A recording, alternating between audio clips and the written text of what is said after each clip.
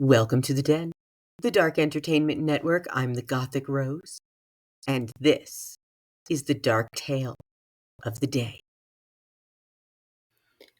Yes, dear fiends of the Den, the Dark Entertainment Network is a channel where the news meets conspiracy theories. It makes babies in my brain and it comes out my mouth.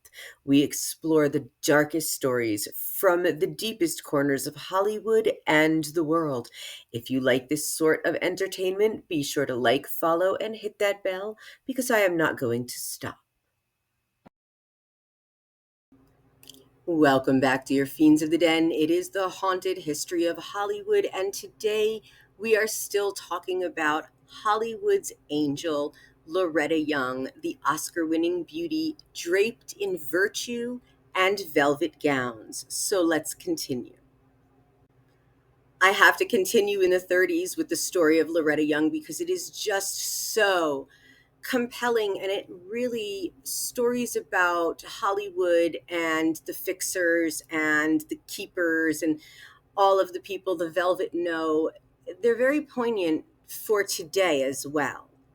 Now, Loretta Young, as we know, we learned yesterday, carried a secret that it was buried for decades. It was so explosive. So she was also a devout Catholic, and she had this forbidden affair with Clark Gable, the child she was forced to adopt as her own in a town built on illusion. And silence in Hollywood was survival. So Loretta Young mastered both. So I was talking to my mother today. She's a big fan of the Dark Entertainment Network. Hello, Mother. And she was saying that she heard yesterday's episode and she had already known the story of Loretta Young, but then she let me know that the sexual relationship might not have been consensual, which is immediately, where my dark mind has to go in and check this out. So, in her later years, Loretta Young came to believe that her encounter with Clark Gable, during which she became pregnant, was non consensual by modern standards.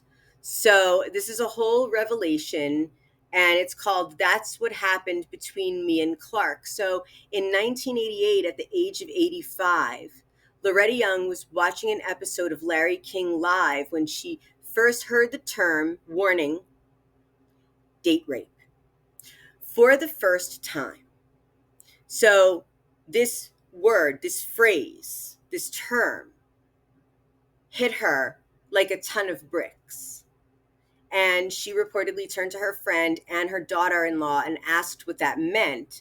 And they explained that it referred to non-consensual sex with someone you know or trust.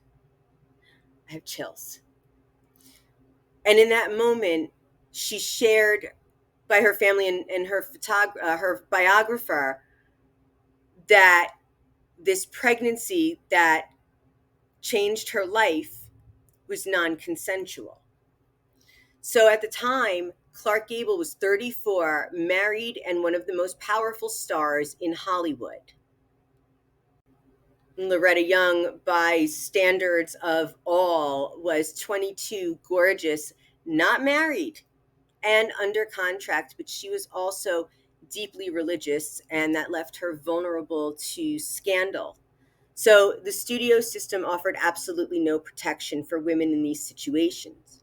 Instead, with the Velvet Nose help, it would cover up the pregnancy, placing the baby in an orphanage and later staging a public adoption.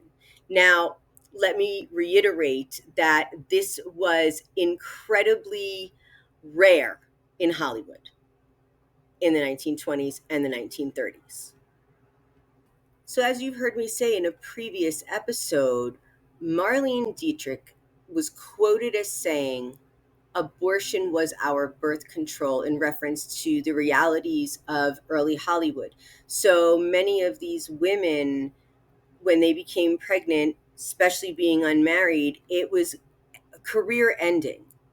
So studios often arranged and also forced abortions on women to preserve the illusion of this moral purity. So here comes devout Catholic Loretta Young, and she's promoted as a devout Catholic. And if you do know anything about the Catholic religion, abortion is not accepted. You can't get excommunicated from the church, but you do need to confess that is like a sin. So that was not part of what she was going to do. So as she here is so vulnerable to scandal and they offered her no protection, she went away. She had her baby. She lost all her baby weight. She came back. You saw no issues. And then she would go and visit the baby at these orphanages and in these homes that she was placed in for the first 18 months of her life. And then she publicly adopted her, and the world embraced this story.